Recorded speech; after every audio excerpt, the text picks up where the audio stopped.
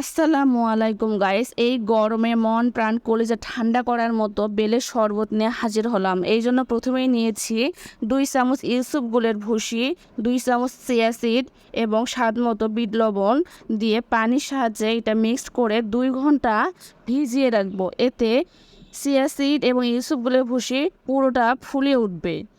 তো এটা এক সাইডে রেখে দিয়ে আমি একটা পাকা বেল ফেটে নিয়েছি। তারপর এটা চামচের সাহায্যে বেলের পাকা অংশটা বের করব। তো এটা অবশ্যই সাবধানতার সাহায্যে করবেন, কারণ হাতে লাগার সম্ভাবনা থাকে।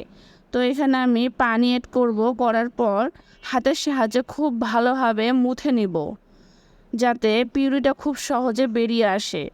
তো এটা মুছে নেওয়ার পরে এক সাইডে আমি রেখে দিব। অন্য একটা বোল নিব। এই পর্যায়ে আমি অ্যাড করব আমার পরিমাণ মতো গুড়। আপনারা চিনিও অ্যাড করতে পারেন। তো গুড়ের মধ্যে আমি আগে থেকে ভিজিয়ে রাখা ইউসুফগুলো ভুসি এবং চিয়া সিডের মিশ্রণটা দিয়ে দিব। দিয়ে হাতের সাহায্যে খুব ভালোভাবে সবগুলো উপকরণ মিক্সড করব। মিক্সড করা হয়ে গেলে এক সাইডে রেখে দিয়ে আগে থেকে মুছে নেওয়া বেলের পিউরিটা দিয়ে দিব ছাঁকনির উপরে। দেওয়ার পরে আমি এটা খুব ভালোভাবে সেঁকে নিব।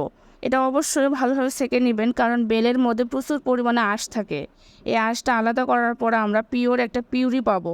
তো এখানে আমি আগে থেকে গুড় চিয়া সিডের মিশ্রণটা দিয়ে খুব ভালোভাবে মিক্সড করব। মিক্সড করা হয়ে গেলে এখানে আমি আগে থেকে ফ্রিজে রাখা ঠান্ডা পানি অ্যাড করব। আপনারা যে যেমন ঘনত্বের জুস খেতে পছন্দ করেন সেইভাবেই আপনারা পানি অ্যাড করবেন। তো পানি অ্যাড করার পরে আমি খুব ভালোভাবে মিক্সড করে নিয়েছি। তারপর লেবুর রস দিয়ে দিছি পরিমাণ মতো। তারপর আবারও মিক্সড করব। মিক্সড করার পর এটা আমি সার্ভ করব। তো অবশ্যই বানিয়ে দেখবেন এইভাবে।